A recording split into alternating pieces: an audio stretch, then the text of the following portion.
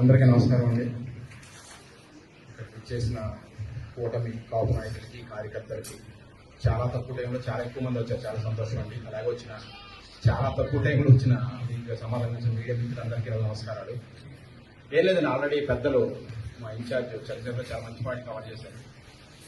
అసలు రామచంద్రపురంలో వెంకటాయపాలెంలో మీటింగ్ పెట్టాల్సిన ఆవశ్యకత ఏముంది?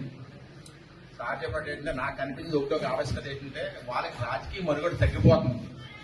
దానికి కారణం ఏంటంటే అండి 2019 నుంచి కానీ గత నుంచి కానీ నాయకులంతా కూడా కాపులు పేరు చెప్పుకుని నాయకులుగా ఎదిగారు అంతే. వాళ్ళ స్వార్థం చూసుకుని నాయకులుగా ఎదిగారు తప్ప ఏ రోజు కూడా కాపులకి ఏ విధంగా కూడా ఏమీ చేయలేదు. దాని ఉదాహరణ చెప్తాను. 2019-24 ఎవరి ప్రభుత్వం ఉందండి?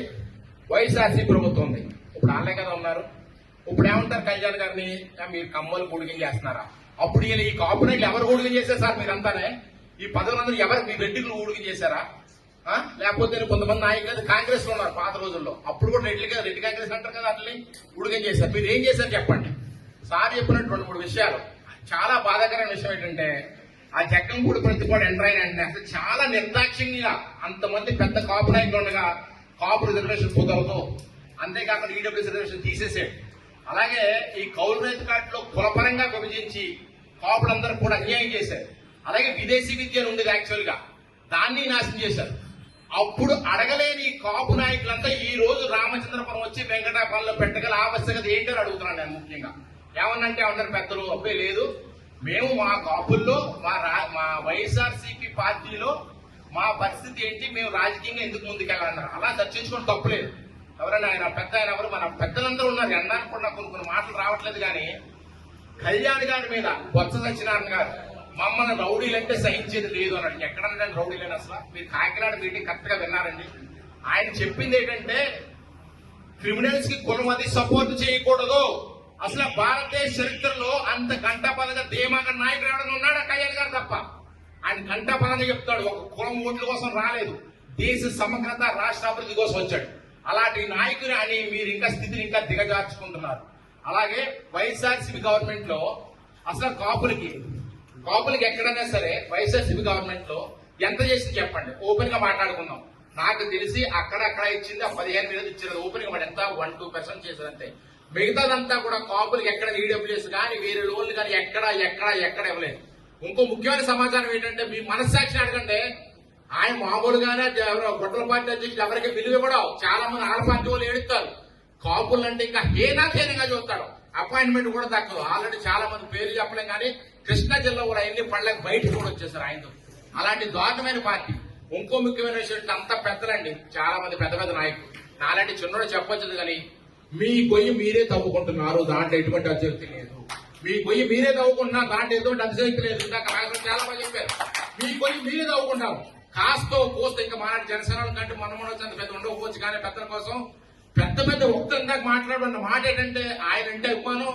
కానీ కాస్తో కోస్తో అభిమానం కూడా ఈ రోజున రామచంద్ర నడుపటి వెంకటరామ మీటింగ్ పెట్టి ఇంకా దిగజారిపోయారు అని చెప్పారు. అంటే నేను చెప్పిన మాట కాదుమా, ఎంతో మంది ఒక్కరు సోషల్ మీడియా చూడండి. ఈ రోజున ఏ రోజైతే టైగర్ పులిసింహం ఉన్నారో అలాంటి యువత గాని పెద్దలు గాని చాలా ఘోరంగా మాట్లాడుతున్నారు.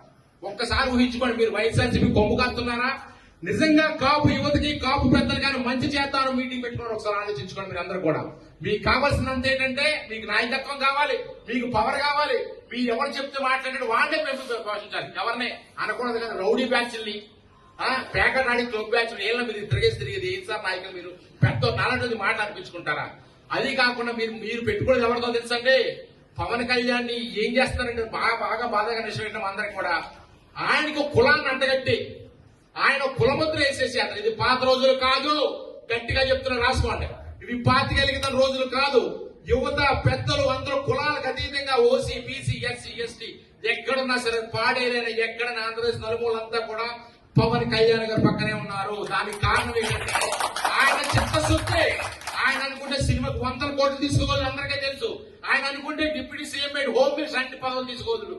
కావాలని చదవండి. ఆ రోజున ఆయన అవకాశం తీసుకుంటే జైలుకి వెళ్లి రాష్ట్ర అభివృద్ధి కోసం చేసిన వ్యక్తిని ఏ కులానికి అంటగట్టద్దు. మరీ చెప్తున్నా, ఒక మంచి వ్యక్తితో పెట్టుకుని రాబోయే రోజుల్లో చూస్తారు. ఇంకా దిగజార్చుకున్నారు. నేను ఒకటే చెప్తున్నాను, ఈ రోజున పవన్ కళ్యాణ్ గారి నీతి నిజాయితీ మరియు తెగింపున్న నాయకుడితో మాత్రం మీరు ఎప్పుడు పెట్టుకోవద్దు. మీకు 50 ఏళ్ళ అనుభవం ఉండమండి, 60 ఏళ్ళు రాజకీయ అనుభవం ఉండండి, కానీ 2026 రాబోయే రోజుల్లో మాత్రం కళ్యాణ్ గారిని ఎవరు ఏమన్నా సరే ప్రజలు ఒప్పుకోరు. నేను కాదు, ఏం చెప్తలేదు, కూటమి కాపులు చెప్పట్లేదు, ప్రజలు ఒప్పుకోరు. కుల మత భేదం లేకుండా మా చంద్రశేఖర్ గారు చెప్పడం మా సిద్ధాంతంలో కులాల మతాలు ఐక్యం కలుపుకోవాలి, దేశాభివృద్ధి కావాలి, ఇలాంటి మంచి సిద్ధాంతాలు పుట్టిన పార్టీ జనసేన.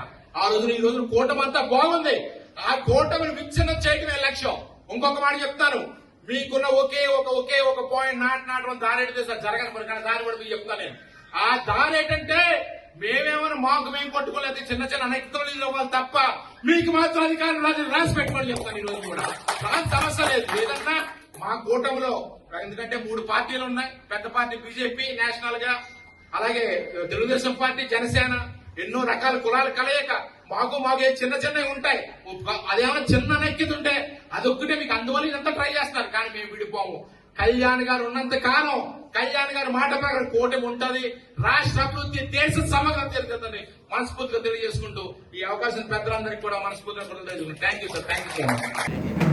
నిన్న సూచనలు ఏం కాదండి, వీళ్ళ ఏమంటారు అంటే వీళ్ళు మర్చిపోయారు సార్, భలే చెప్పారు, వీళ్ళందరినీ మర్చిపోయారు. ఈ పాత నాయకులకి అందరికీ ఏంటంటే ఆ పవర్ ఇది ఇంకా కావాలి. వీళ్ళేమో 11కి మూలం కూర్చోబెట్టారు, జగన్ రెడ్డి అనుకో గొడ్లపాటి మొత్తం అందరినే. ఈ కాపు నాయకులకి ఎక్కడ గౌరవం లేదు. పవర్ లేకపోతే బతకలేక మేము ఏదో చేస్తామని. ముఖ్యంగా మనం చెప్పాల్సింది ఏంటంటే ప్రజలందరికీ కూడా, వాళ్ళు ఎంత పెద్ద నాయకులని చిన్న మనస్ఫూర్తిగా చెప్తున్నాను ఈ రోజున, వాళ్ళ కళ్యాణ్ గారు చెప్పిన మాటలు ఒక్కీకరిస్తారు. ముఖ్యంగా హుక్కుని చెప్తాను. ఆయన ఏమన్నాడు, కులం వద్దని ఎప్పుడు చెప్పడాయన. ఆయన ఏం చెప్పాడు, రౌడీలు ఉంటే వద్దని చెప్తాడు, క్రిమినల్స్ వద్దని చెప్తాడు, కులాన్ని ఎప్పుడు వద్దని చెప్పడం. మీరు పూర్తిగా వినండి.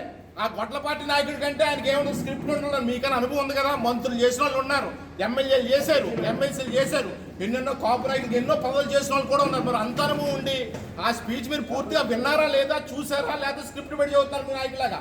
ఆయన ఏం చెప్తున్నాడు, కులం ఎప్పుడు వద్దు అంటాడు అంటే మీరు క్లియర్గా వినండి. కాకినాడ సభలో ఆయన ఏం చెప్తున్నాడు, ఎంత పెద్ద కులవాడైనా ఒక ఎస్సీ వాడిని చంపేసి ట్యాక్స్లో కారులో పెట్టి ఇంటికట్ చేస్తే అలాంటి మా కాపోడు, మా రెడ్డు, మా కమ్మని అలాంటి వెనకేసుకు రావద్దు, మనం అంతా సమానం. అలాంటి కులం వాళ్ళు క్రిమినల్స్ అయినా కూడా కులం వద్దని చెప్పాడు తప్ప కాపు కులం వాళ్ళు మంచోళ్ళు వద్దని మాత్రం ఆయన చెప్పలేదు. వాళ్ళంతా చేసింది ఏంటంటే, కళ్యాణ్ గారు ఒక కులానికి నాయకుడిగా ఉండలేదు, అన్ని కులాలని కలుపుకుంటా ప్రతి పేదవాడికి మంచి చేస్తా. ఎక్కడో పాడేరులో గిరిజనులకు అన్యాయం చేస్తా, వాళ్ళకి న్యాయం చేస్తాడు. రామచంద్రపురంలో కాపులకున్న, బీసీలకున్న, రెడ్లకున్న ఇక్కడ న్యాయం చేస్తాడు.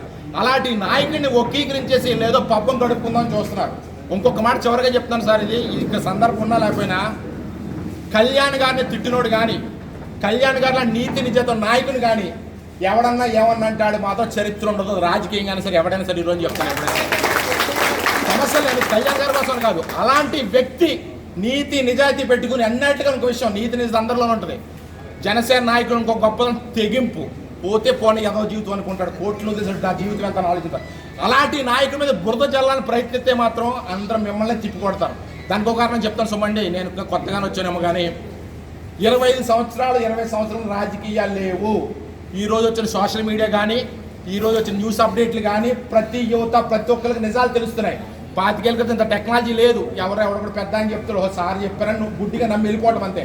ఇప్పుడు అలాంటిది ఏం లేదు. మీరు కళ్ళు తెరుచుకుని న్యాయంగా ఆలోచించి చెప్పండి. రేపు ప్రెస్ మీట్లు ఇంకా చాలా మాట్లాడదాం. నా సలహా ఏంటంటే, కళ్యాణ్ గారు చెప్పిన కూటమి చెప్పి సరిగ్గా చెప్పుకుంటే చాలు మనం, అందుకనే ఏం లేదు సార్ రేపు ప్రెస్ మీట్లో మాత్రం. Thank you.